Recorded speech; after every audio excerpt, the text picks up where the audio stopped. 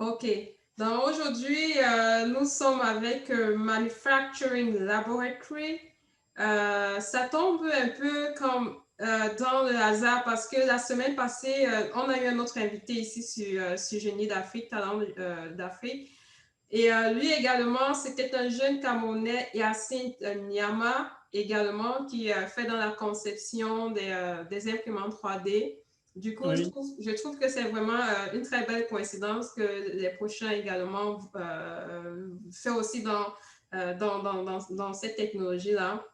Donc, très rapidement, aujourd'hui, on a Manufacturing Laboratory qui mène pas mal d'activités, dont l'une la plus intéressante, c'est que ils ont pu mettre en place des outils qui vont essayer un peu d'améliorer le système éducatif à travers des kits qui produisent et également bien d'autres services qu'ils offrent dans leur startup comme la conception des imprimants, des impressions 3D. Donc aujourd'hui, on parlera un peu de toutes les activités et ils nous en diront plus. Donc sans plus tarder, je vais te laisser. Aujourd'hui, je suis avec Franck, qui est l'un des membres de la startup avec qui on va s'entretenir. Donc Franck, sans plus tarder, est-ce que tu peux un peu nous parler de toi premièrement et aussi de Manufacturing Laboratory? d'accord. Donc déjà, merci pour l'invitation et puis et pour l'intérêt que vous avez porté à nos activités. Parce que déjà, très peu de journaux, on va dire classiques, s'intéressent véritablement à ce que nous faisons. Pourtant, c'est des choses qui sont, enfin, peut-être que je tire la couverture de mon côté, mais c'est des choses qui sont porteuses et qui sont en fait indispensables si on veut véritablement se tourner vers le développement. Je vais dire ça comme ça. Donc, merci pour cet intérêt.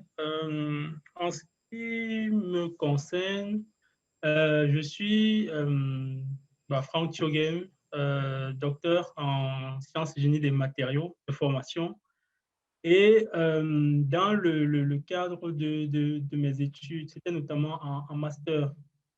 C'était en master quand je suis arrivé en France pour la première fois. J'ai vu pour la première fois une imprimante 3D. Et j'étais surpris parce que je me disais, mais quand je voyais un petit peu les activités qu'on menait avec ça, les travaux pratiques qu'on faisait lors des enseignements et autres, je me disais, mais comment ça se fait qu'un outil aussi intéressant, aussi captivant, aussi innovant ne soit pas à notre disposition également. Enfin, je cherchais un petit peu à comprendre pourquoi est-ce que Ça peut faire quelle année là? là, nous sommes en 2014. 2014, OK. Oui, nous sommes en 2014 et je venais fraîchement du Cameroun, donc après avoir fait formation secondaire, universitaire également, donc ce qui veut dire que j'étais quand même dans une école qui est quand même réputée aussi au Cameroun. Et donc, je peux dire que les standards, par exemple, niveau équipement de l'école, étaient quand même des standards qui vont, on m'a dit, qui est au-dessus de la moyenne au Cameroun. Et puis, je me disais, mais comment est-ce que une technologie aussi intéressante que l'impression 3D, on ne l'est pas, on n'en parle quasiment pas. Donc, j'ai appris à connaître. Et quand j'ai un de mes amis au pays, donc, qui, par coïncidence, travaille sur son projet de fin d'année. Il est arrivé en fin d'année d'école d'ingénieur et il voulait un projet. Il m'a donc sollicité, il m'a dit, dans les discussions qu'on a eues sur WhatsApp, et puis il m'a dit, bah, tiens, je suis en train de chercher mon projet de fin d'études. Et en fait, moi, j'ai pas envie de travailler sur beaucoup de gens travaillent sur l'agriculture et autres. Bon, c'est intéressant, mais j'ai envie de me mettre sur un truc innovant et autres. Il m'a dit, bon, comme tu es de l'autre côté, essaie un peu de voir ce que tu peux me proposer, un petit peu, voilà, dans le sens de l'évolution technologique, quoi.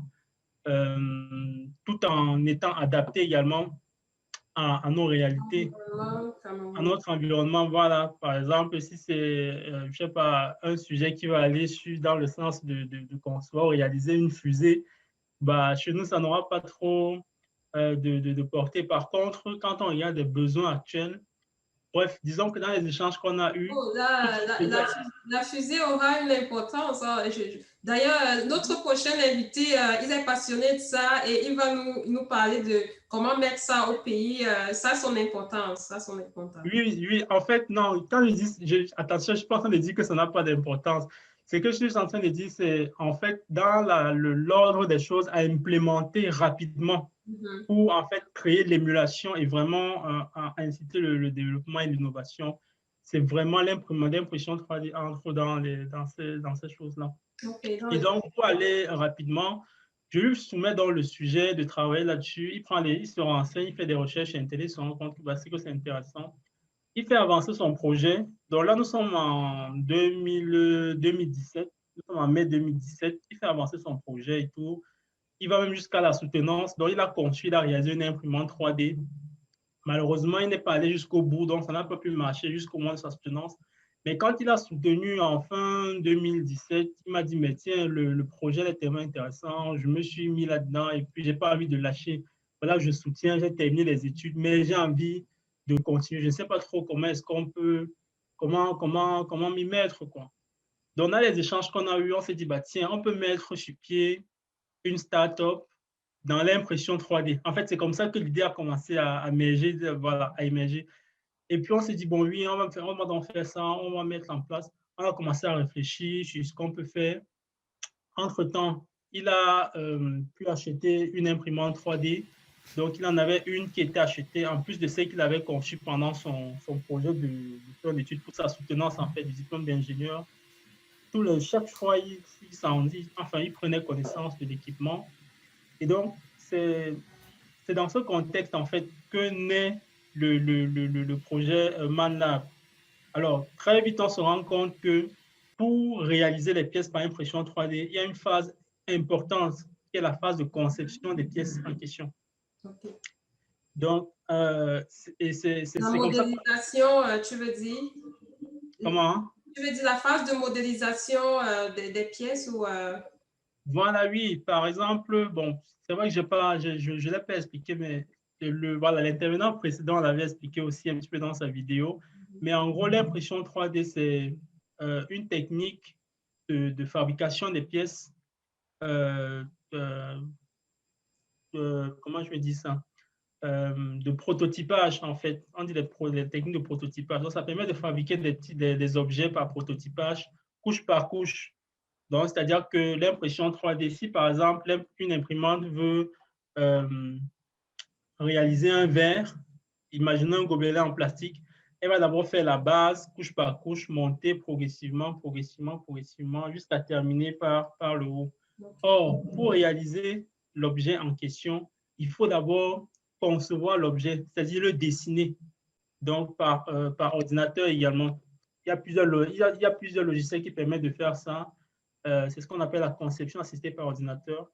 Donc, en fait, c'est pour avoir cet aspect conception-là, entre autres, qu'on fait donc entrer dans le projet Léolin. C'est vrai que je n'ai pas parlé, je n'ai pas cité le premier, c'était Rodolphe Bavois. OK. Et ensuite, dans Rodolphe Bavois, c'est lui qui a mené le projet, en fait, à travers sa soutenance et autres. Ensuite, on associe Léolin dans le projet pour introduire la phase de conception qui est indispensable pour pouvoir finalement utiliser une imprimante 3D. C'est donc comme ça qu'en janvier 2018, hein, on commence à mettre en place les supports de communication. On crée une page Facebook, on commence à communiquer sur l'impression 3D. Au départ, le projet était encore, on va dire, flou. C'est-à-dire, on ne savait pas encore trop comment se positionner. Comme start-up, en fait, ton modèle d'affaires, tu ne le connais pas, mais tu as une idée de ce que tu aimerais faire. Mais c'est au fur et à mesure que tu peaufines en fait ton projet, quoi. Voilà, tout à fait. C'est-à-dire que quand on a commencé, on était sur l'impression 3D. Au départ, on se disait, bon, on va aller proposer des services d'impression auprès des entreprises et autres.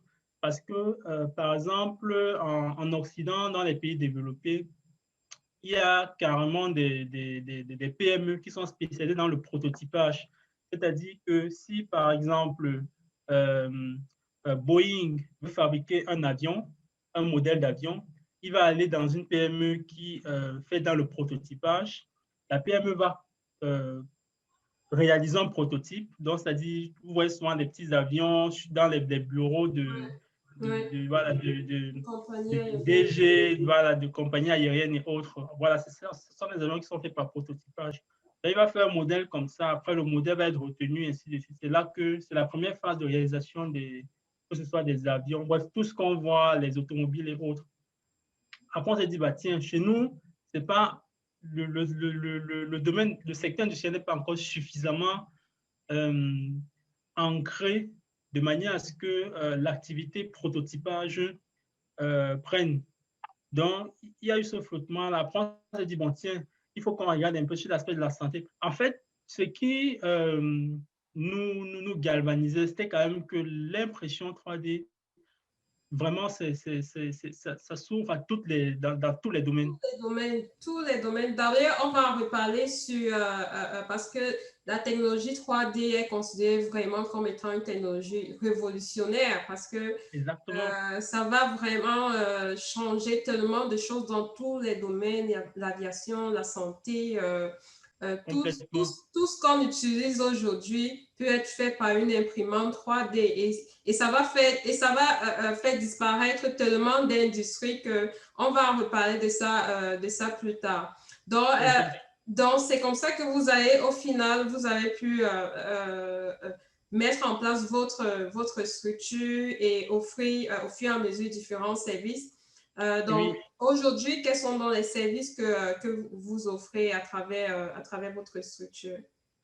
Voilà, donc finalement, on a convergé, on va dire au bout de 6 mois, voilà, comme ça, de flottement, on a convergé vers un service qui, franchement, nous semblait indispensable. Le service, n'est-ce pas, de la fabrication des kits éducatifs. Okay. On s'est dit, bon, l'aspect prototypage, ça va prendre du temps. Il faut plusieurs préalables qui ne dépendent pas de nous. L'aspect médical aussi, il y a des préalables qui ne dépendent pas de nous et autres, des normes et autres qu'il faut respecter. On s'est dit, bon, quel est l'aspect sur lequel on peut véritablement prendre un essor, un ancrage considérable. Et on a réfléchi, on a vu que c'était vraiment le domaine de l'éducation. Au départ, également, l'idée, c'était de fournir aux établissements scolaires des imprimantes 3D pour que voilà, pour qu'ils mettent ça dans leur système, et je sais pas trop, ils incluent ça dans leur formation, la formation des apprenants. Or, c'est quelque chose qui est nouveau. Ce qui veut dire que la plupart des gens connaissent une imprimante 3D de loin. Donc, beaucoup de gens ne savent même pas comment inclure ça dans la formation. Donc, ce qui fait donc que cet aspect-là, ça fait partie des activités, je vais en parler plus tard, quand nous sommes en train de vouloir, n'est-ce pas, ça fait partie d'un projet phare que nous avons cette année, mais véritablement, on s'est dit, bon, ce qu'on peut donc réaliser maintenant et qui va faire en sorte que, de manière indirecte, les établissements s'intéressent à l'impression 3D, c'est la réalisation des kits éducatifs.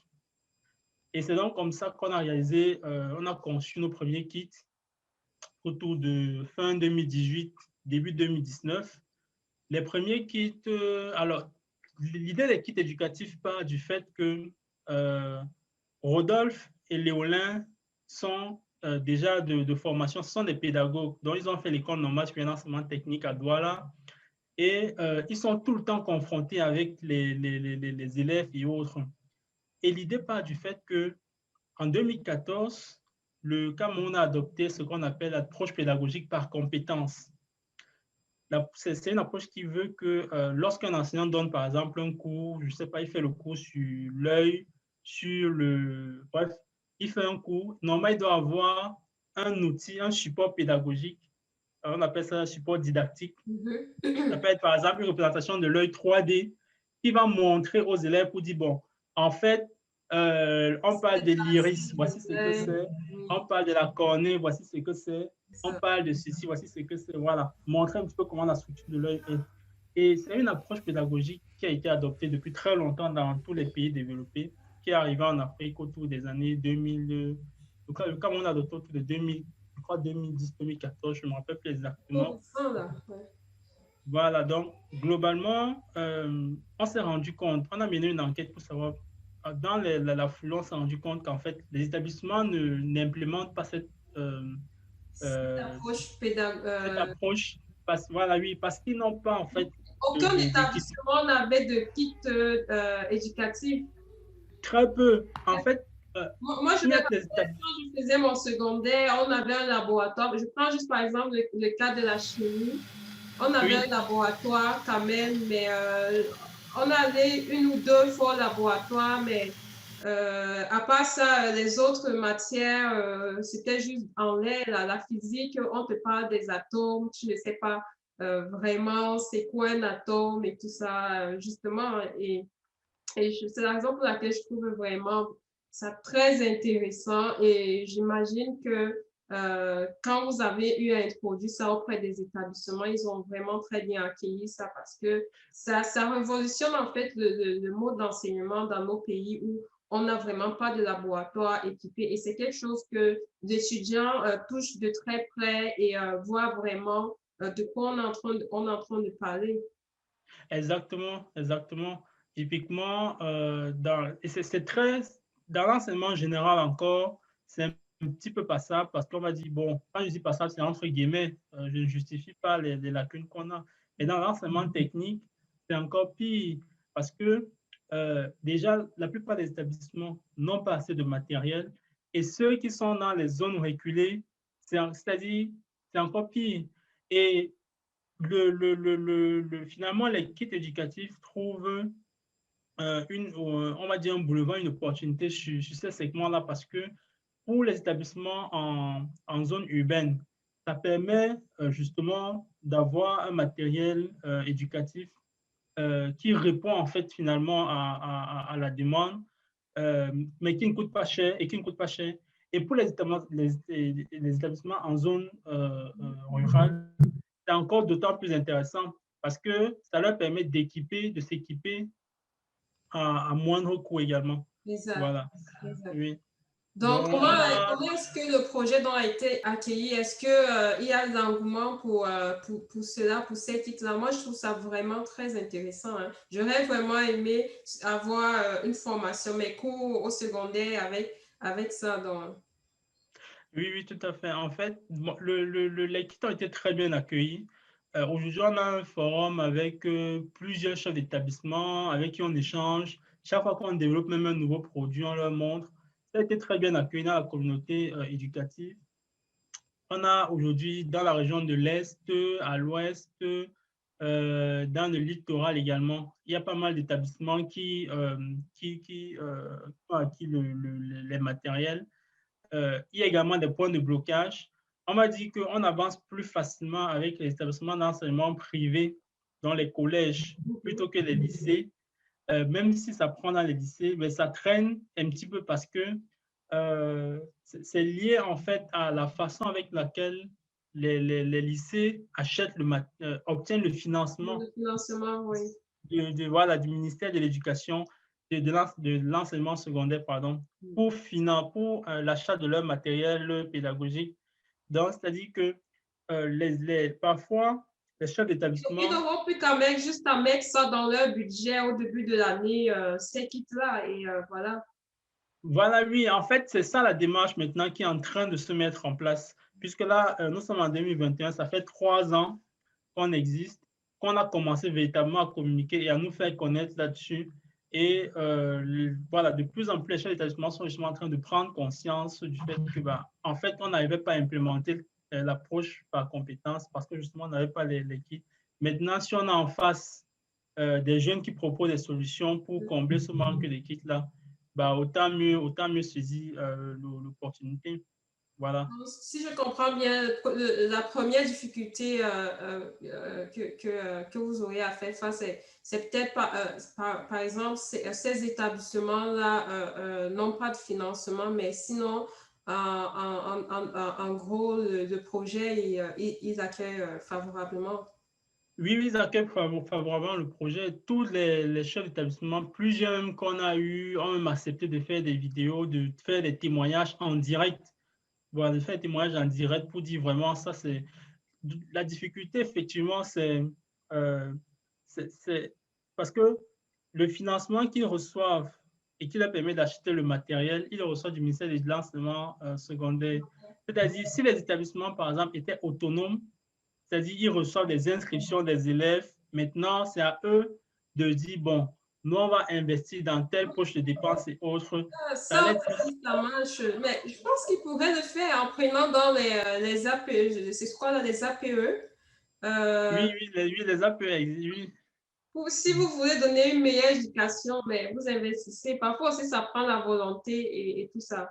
OK, donc Oui, ça, tout à fait. c'est le Oui. principal, l'un des services, je vais dire à combien de pourcents ce service-là que vous offrez, l'équipe éducative. Voilà, oui, ce service, on m'a dit, aujourd'hui, c'est quand même, on m'a dit 50%, quoi. OK. 50% de nos activités. Les 50% restants, on va les diviser en deux. Il y a une partie, on va dire 30%, qu'on attribue à la formation. On fait beaucoup de formation également. L'année dernière, on a malheureusement été gêné par la pandémie, mais on a fait beaucoup de formations. La formation, il y a pas sur quoi cette formation-là? Oui. Voilà, les formations, c'est sur l'impression 3D. On organise des formations sur l'impression 3D. La On organise des modélisation, quand tu dis impression 3D, c'est quoi l'utilisation de l'appareil? Voilà, tout à fait, oui. En gros, c'est déjà, on parle de la conception, c'est-à-dire le dessin 3D, comment est-ce qu'on dessine, sur quel logiciel et autres. On forme les gens à dessiner. C'est des formations qu'on fait généralement en une semaine. Et en une semaine, soit tu acquiers la compétence, soit tu es remboursé. Donc, en OK. général, ça marche toujours. Les formés sont contents, ils font de très bons témoignages. Mm. Donc, en une semaine, c'est Léolin Wado qui gère ces aspects-là. En une semaine, il va les former sur comment modéliser en 3D, dessiner en 3D. Ils vont faire les exercices et autres. Ensuite, l'impression 3D, c'est comme une imprimante, comment ça fonctionne. Chacun imprime sa pièce, la pièce qu'il a dessinée pendant OK. la période de la formation. Et le dernier jour de la formation, il y a un examen qui est sanctionné par la remise du certificat de fin de formation. Donc, OK. si les personnes formées n'ont pas un certain quota, ils n'obtiennent pas de certificat. Bref, on essaie vraiment de bien cadrer les choses pour que Et, pour que ça et se passe bien. l'aspect technique, parce que c'est vraiment ça qui nous intéresse, c'est-à-dire la conception même de l'imprimante 3D. Est-ce que vous ne donnez pas des cours, par exemple, aux techniciens, ceux qui sont dans les établissements techniques, sur comment concevoir ça? Voilà, oui. En fait, justement, ça, c'est la troisième branche de nos activités. C'est, bon, nous, on appelle ça conseil ou maintenance. Donc, il y a beaucoup de personnes qui nous sollicitent, qui ont des imprimantes. D'ailleurs, c'est quand, en fait, on a commencé véritablement à communiquer et à se positionner sur la question de l'impression 3D, qu'on a vu, il y a plusieurs personnes qui nous sollicitaient. Il y en avait même des cabinets d'architectes qui avait acheté des imprimantes 3D parce que bah, peut-être le patron avait voyagé, il arrivé à l'étranger, il a vu dans un cabinet d'architecture, il y avait une imprimante, il a aussi acheté la sienne, mais il est rentré au pays avec, ça n'a plus jamais marché, voilà, ça n'a plus jamais fonctionné. Donc, c'est OK. en voyant nos publications et autres que voilà, ils nous sollicitent. On vient, c'est Rodolphe Bavois qui gère très bien ces aspects-là. Mhm. Donc, il va sur place, il prend connaissance du problème, il fait la maintenance et de temps en temps, il donne également du conseil, c'est-à-dire, bah, par exemple, c'est mieux d'utiliser votre imprimante dans telles conditions. Lorsque vous achetez le matériel, les bobines de filament qui sont la matière première utilisée pour l'impression des pièces, il faut les conserver de telle façon parce que parmi les problèmes qu'on a vus chez les clients, chez les partenaires, il y a notamment le fait que c'est la mauvaise utilisation parfois même du matériel en fait qui endommage finalement l'imprimante. Voilà, simplement parce que la bobine n'est pas bien conservée, ainsi de suite. Typiquement, c'est du plastique, c'est des bobines de plastique. Donc, si vous les posez, je sais pas, au soleil ou quelque part où le soleil frappe tout le temps, Mhm. ça va le dégrader avec le temps. OK. Voilà, c'est un peu comme un bout de plastique qui tout le temps il est exposé au soleil. À un moment, vous venez le plier, il se casse, tout OK. simplement. Voilà. Oui. OK. Donc, du coup, vous faites de la maintenance de ces imprimantes-là et vous produisez aussi ces imprimantes-là. Non, pour l'instant, les imprimantes qu'on a, on les achète à l'étranger. OK. En fait, il y a plusieurs choses. Parce que vous êtes beaucoup plus maintenant orienté sur l'impression des kits Voilà, au lieu exactement, de exactement, oui. concevoir et de vendre comme Hyacinthe, je pense que c'est beaucoup plus son fort. Voilà, oui, Yacine, par exemple, Yacine, lui, il est dans la phase de conception, de réalisation. Nous, on est vraiment dans la phase où on achète la machine. C'est-à-dire, pour nous, c'est un matériel de travail. On achète la machine et véritablement, on se déploie dans la conception, la Ok. réalisation des kits éducatifs et la fourniture aux établissements scolaires. OK. Donc, pour continuer dans cette optique avec les imprimantes 3D, du coup, tu as parlé de filaments tout à l'heure. Est-ce que l'unique matériel que vous utilisez, c'est du plastique? Est-ce qu'il n'y a pas d'autres matériaux que vous pouvez utiliser pour produire divers kits, divers outils? Oui, en fait, pour l'instant, c'est essentiellement du plastique qu'on utilise. Ça rentre, Là, on a... ça rentre dans la révolution en fait des imprimantes 3D. Si on est capable de produire tout type d'outils, même un Oui, verre en fait. oui, oui, tout à fait, oui, oui. En fait, il y a plusieurs possibilités. Franchement, c'est ça l'avantage, en fait, avec cette technologie, c'est que c'est ouvert. C'est ouvert, tu peux l'orienter dans différentes façons. Tu peux, en fait, non, pour l'instant, on utilise beaucoup plus de plastique. C'est pour des raisons de coût de production. Parce Parce que, que c'est plus accessible. voilà, on peut réaliser un kit avec, et même dans le plastique, il y a différentes gammes. Il y a par exemple des PLA, des ABS, et il y en a qui coûtent relativement plus cher que d'autres, ainsi de suite. Donc, euh, quand tu produis avec un type de plastique et qu'à la fin, tu dis par exemple à un chef d'établissement que bah, voilà le kit va coûter 25 ou 30 000. Il va dire non, non, il va commencer à dire, hey, mon fils, des trucs comme ça, comment tu veux pas que 30 000 c'est quand même cher, 25 000 c'est cher, ainsi de suite. Voilà, donc c'est un peu ça. Il y a tous ces aspects également qu'il faut inclure pour pouvoir s'en sortir, si on peut dire ça comme ça. Oui, donc c'est pour ça que pour l'instant, on est beaucoup plus, pour l'instant, on est vraiment sur du plastique. Mais après, quand on a il nous est arrivé de travailler sur des projets hors éducation, hein, parce qu'il y a pas mal de personnes qui nous sollicitent aussi pour, par exemple, quelqu'un peut avoir un besoin. Il y a par exemple une dame qui vient à l'équipe et puis qui nous dit, ben, je développe des produits, des crèmes pour les femmes. Et du coup, j'ai besoin d'un bocal, pour mettre mon produit et le vendre. Par contre, le bocal, je ne sais pas trop quelle est la forme, la taille qu'il aura, qu'est-ce qui correspond le mieux, ainsi de suite. Elle peut par exemple venir avec un modèle de bocal. Nous, ce qu'on peut faire à notre niveau, c'est concevoir, donc on le dessine, on imprime un modèle, un prototype. Là, elle prend, elle tient à la main, elle touche, elle voit comment c'est. Elle peut proposer d'améliorer. Et une fois qu'elle a son prototype, elle peut maintenant aller, par exemple, je sais pas, sur Plastic Cam et lui dit, bah, moi, je veux ça. Voilà, parce que eux maintenant, ils ont le matériel pour produire ce type de bocal, là, par exemple, en grande série. OK. Mm. Mais est-ce que l'imprimante 3D ne peut pas faire ça? Je pense on est capable, hormis des prototypes maintenant, de produire vraiment. Parce que là, si je reviens vraiment sur normalement la révolution, je pense qu'on considère ça après l'informatique. L'impression 3D est vue aujourd'hui comme étant la prochaine révolution euh, euh, industrielle parce qu'entre, disons, juste 2018 et 2019, le nombre d'industries qui se sont lancées dans cette technologie-là a complètement doublé. Et là, du coup, on se demanderait, vous, par rapport à cette révolution-là, comment vous voyez vraiment grandir, utiliser cette technologie et reprendre ça, bien évidemment, au Cameroun, ne pas juste se limiter peut-être sur le prototypage parce que le problème de la dame, je pense bien qu'une imprimante 3D aurait pu faire l'affaire et produire cela en grande quantité. Et là, j'en ai vu des vidéos où on montrait vraiment une maison complètement réalisée à partir d'une imprimante 3D qui a pu faire toutes les composantes de la maison et on a assemblé et on a eu une maison. Donc, ça reste vraiment quelque chose de vraiment révolutionnaire.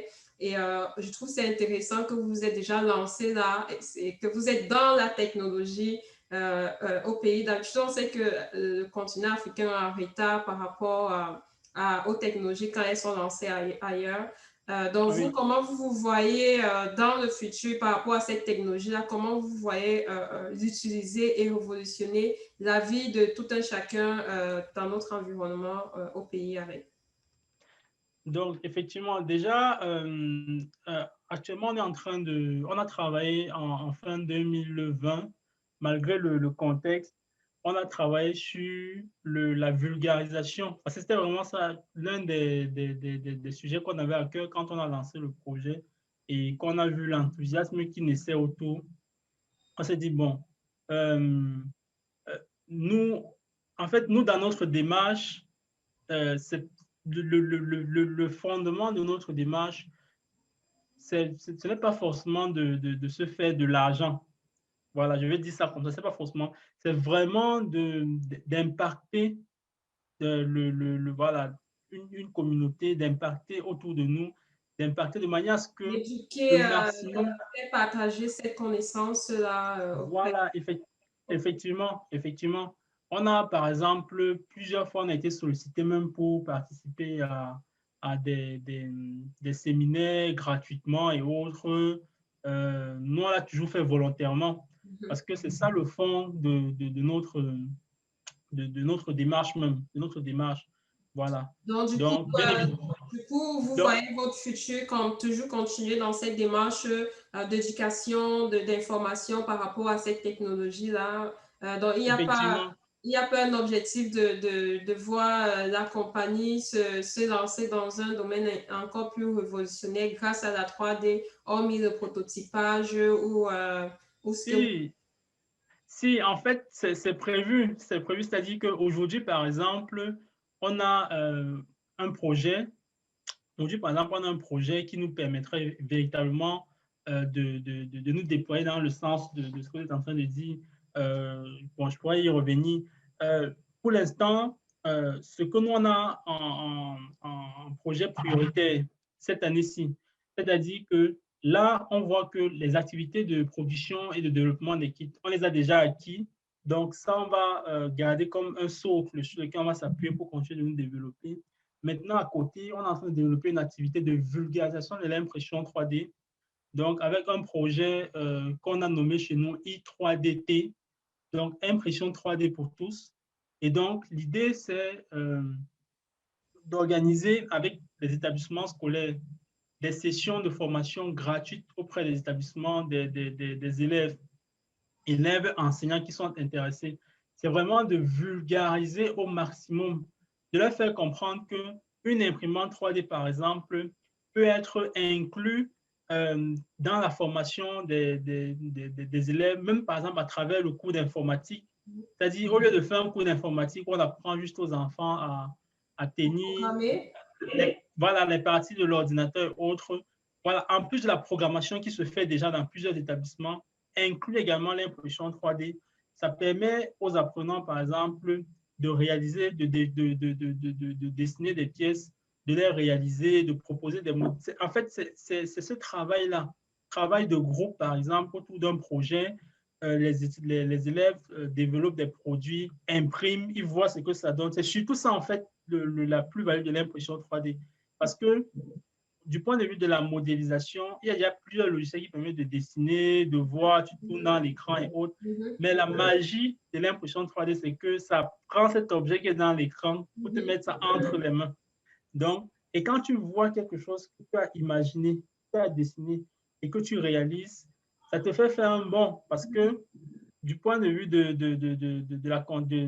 l'innovation, ça te pousse même du point de vue de la réflexion à imaginer d'autres choses, à développer d'autres choses, ainsi de suite. Donc ça, c'est un grand projet sur lequel on est. Mais bien évidemment, on a un projet, parmi les projets, ça c'est un projet par exemple, le projet I3DT, c'est un projet que nous allons lancer déjà dès cette année. On est déjà en train de préparer, de bien préparer pour le lancer. Voilà, donc déjà, c'est rechercher les établissements pilotes avec lesquels on va travailler. Et voilà, l'idée, c'est de vulgariser ça, que ce soit à travers tout le Cameroun, à travers la sous-région Afrique centrale même. Bien évidemment, s'il y a des personnes qui peuvent nous soutenir pour accompagner ce projet, pour le monter, parce que ça demande également de la logistique. La logistique, c'est-à-dire qu'à chaque fois qu'on fait, par exemple, un déplacement dans un établissement, il faut qu'on y amène une imprimante, ainsi de suite, pour faire les démonstrations aux apprenants. Donc, ce seront des sessions de 4 heures de formation maximum. On pourra le raccourcir. OK. Et puis, voilà, véritablement impacté. OK. Le deuxième projet maintenant sur lequel on est en train on est en train de le concevoir déjà. Donc, voilà, c'est l'acquisition d'une nouvelle machine, c'est-à-dire en plus de l'impression, de l'imprimante 3D qu'on a, on est en train de se projeter vers l'acquisition d'une machine pour découper, une découpeuse laser qui permet de découper des plaques, on appelle ça, c'est un plastique qu'on appelle l'acrylique. Et ça, en fait, ça nous permettre de booster nos cadences de production de kits éducatifs. OK. Voilà. OK, Oui. parfait. Ça, c'est vraiment intéressant. Du coup, quels sont les les différents défis que vous avez en ce moment pour vos activités quotidiennes? Alors, les défis sont nombreux. Je dirais le défi le défi le plus important qu'on a en face de nous, c'est véritablement de progressivement, voilà, progressivement impacter la communauté éducative. Parce qu'en fait, on s'est rendu compte que euh, euh, si le meilleur moyen pour, ça c'est après réflexion, hein, mais on se rend compte que ailleurs, ils n'ont pas introduit l'impression 3D dans les établissements pour rien. C'est-à-dire que quand vous allez en Occident et autres, même à la maternelle, à l'école primaire, il y a déjà des imprimantes 3D qui traînent là. C'est-à-dire même si on n'utilise pas, ça traîne quand même pour susciter la curiosité des élèves. C'est pas pour rien. C'est parce que dès la base, quand le génie commence à se former, c'est à ce moment-là, en fait, qu'on pousse l'enfant à innover, on le pousse à créer, ainsi de suite. Bien sûr, Donc, voilà. Donc, notre challenge aujourd'hui, c'est vraiment de créer au niveau de la communauté éducative, c'est-à-dire une grosse communauté autour de l'impression 3D. C'est-à-dire de faire comprendre, de faire passer le message. C'est ça notre gros challenge. Faire ben, passer le message à la communauté éducative. Et voilà, progressivement, avec l'utilisation des kits éducatifs, avec les communications qu'on fait, avec les échanges qu'on a avec eux, on fait passer ce message-là. mhm. Nous, on espère également de vous accompagner dans ce sens-là en essayant de diffuser le message. Dans ce genre de projet, le plus souvent, c'est parce que les gens n'ont pas d'informations. Le message n'est pas bien diffusé et ne touche pas vraiment les cibles que ça devrait toucher.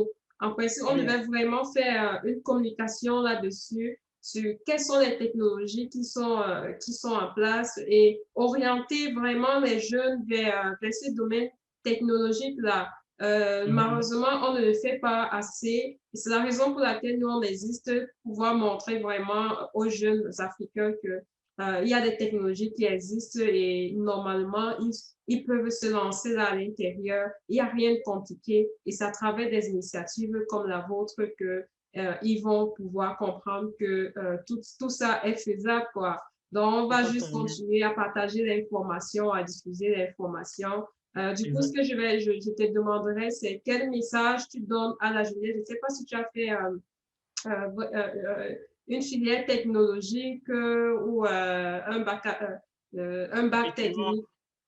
effectivement, j'ai fait la série F1, OK. c'est fabrication mécanique, donc au lycée technique. En fait, j'ai eu le BEPC. Après le BEPC, je suis allé, j'ai fait l'enseignement technique pendant 3 ans.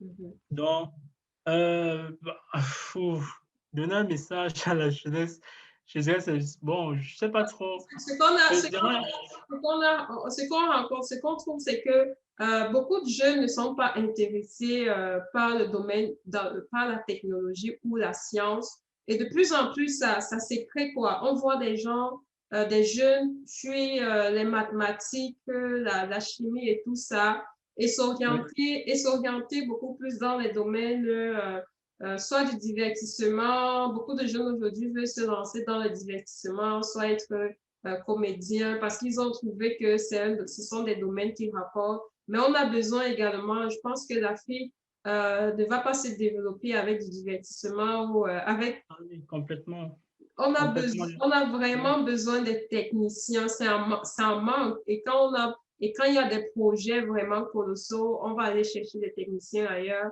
parce que vraiment la main-d'œuvre qualifiée n'est pas là. Donc, toi, quel message tu peux donner pour convaincre un jeune de se lancer dans la technologie? On sait bien que c'est difficile et parfois les gens trouvent qu'il y a pas assez d'argent là-dedans. Donc, comment les convaincre de se diriger vers ces domaines-là? Voilà, oui, la première chose, effectivement, c'est déjà de dire qu'il y a beaucoup d'argent dans la technologie. Voilà. Et en fait, moi, je vais simplement inviter ceux qui vont nous regarder à regarder un petit peu ce qui se passe ailleurs. Parce que parfois, on a l'impression que pour aspirer à ce qu'on appelle le développement, c'est-à-dire que tout le monde puisse manger à sa faim, voilà, avoir le minimum, voilà, on va dire le minimum vital. Voilà, il faut juste regarder ailleurs et voir que la plupart des pays qui sont très développés aujourd'hui, en fait, ont d'abord conçu un socle industriel qui est très robuste.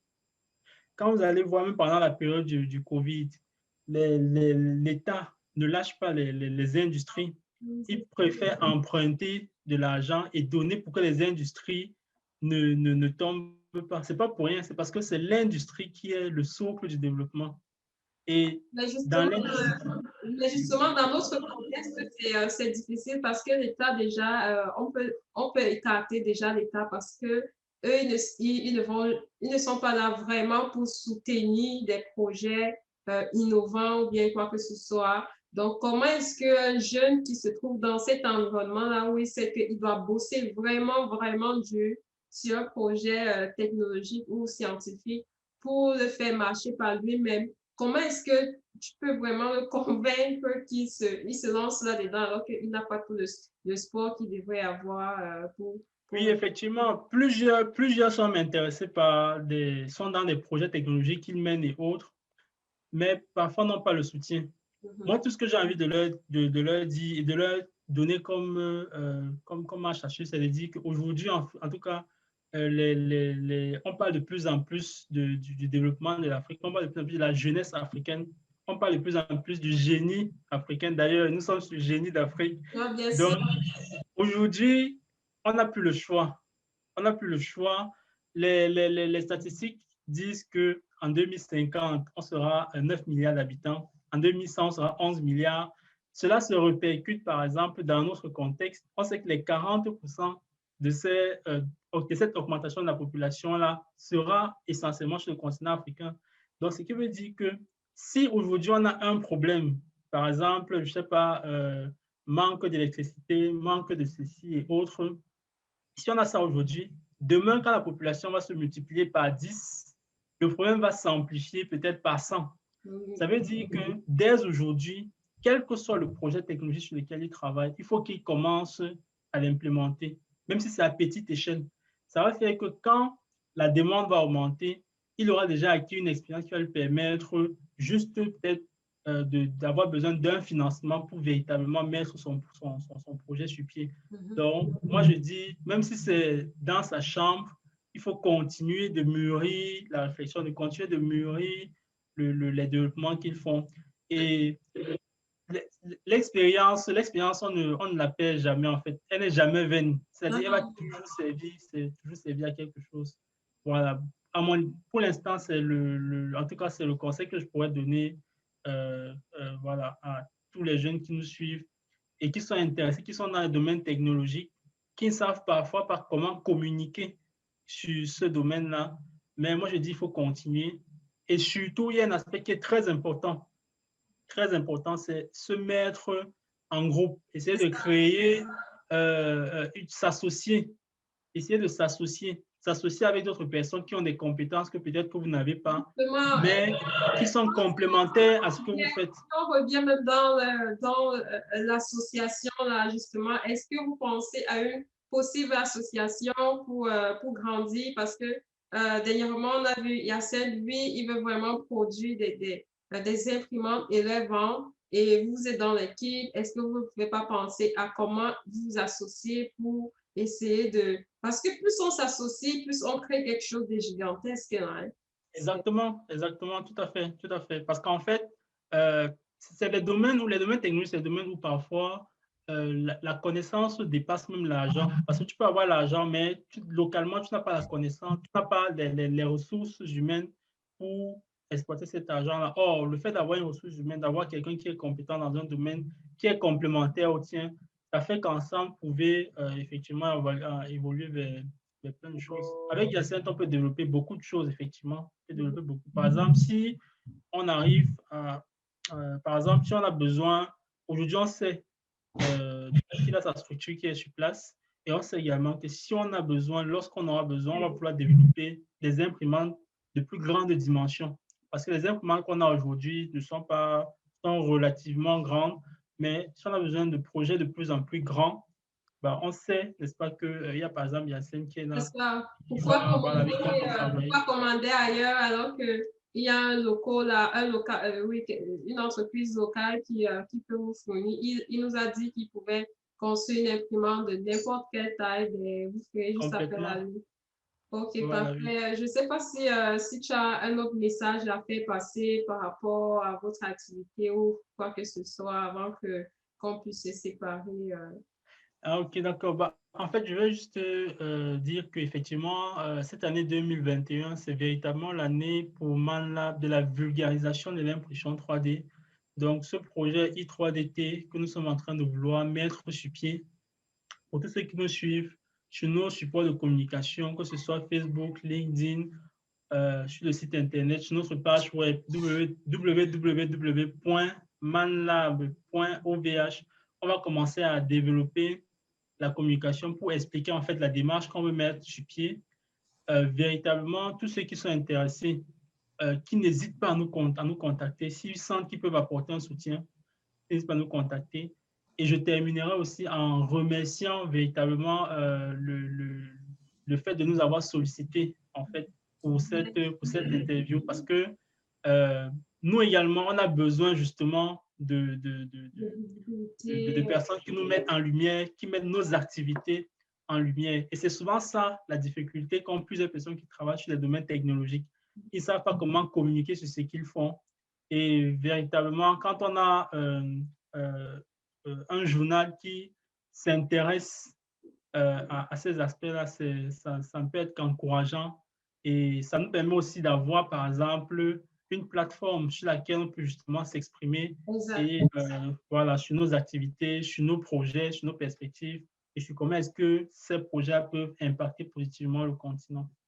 Exactement. Justement, c'est vraiment l'objectif de Génie d'Afrique, c'est de donner la voix à tous ces créateurs innovants africains, surtout la jeunesse africaine, de pouvoir s'exprimer en fait, montrer leur projet qui le plus souvent n'est pas connu. Donc, c'est vraiment notre objectif. On est vraiment ravis vraiment que vous ayez accepté notre invitation. Et j'espère qu'on va continuer sur cette lancée. C'est n'importe quand vous aurez besoin de passer, communiquer, parler de tel ou tel aspect de votre activité ou d'une recherche de l'évolution que vous avez eu à faire ou d'un partenariat. Vous nous faites signe Merci beaucoup. et là on lancera cette entrevue-là. Merci Franck pour ton temps. Merci vraiment pour le temps que tu nous as accordé aujourd'hui. On vous souhaite vraiment tout ce qui peut vraiment arriver de positif pour votre activité. Ce projet est vraiment intéressant et j'espère que ça va vraiment impacter le système éducatif et que les jeunes vont vraiment, on va le ressentir dans la qualité de la formation et les résultats scolaires de nos jeunes. Et je pense vraiment que ça va vraiment le changer. Et si vous pouvez même penser à revoir même encore comment ces kits-là peuvent vraiment apporter positivement un impact positif sur les résultats, ça serait vraiment fantastique, quoi. Ça serait vraiment fantastique. Donc, tous nos encouragements et plein de bonnes choses, on espère se voir d'ici là. Merci à tous d'avoir participé à cette émission. Toutes les informations sur Manufacturing Laboratory sera mis en commentaire, les vidéos sur les activités, toutes les plateformes, ça sera en commentaire et n'hésitez pas à faire un tour sur les pages et à leur suivre et entrer en contact avec eux si vous avez besoin de plus d'informations que nous n'avons pas pu diffuser aujourd'hui. Donc, on se dit à bientôt. Portez-vous bien. Merci. Au revoir.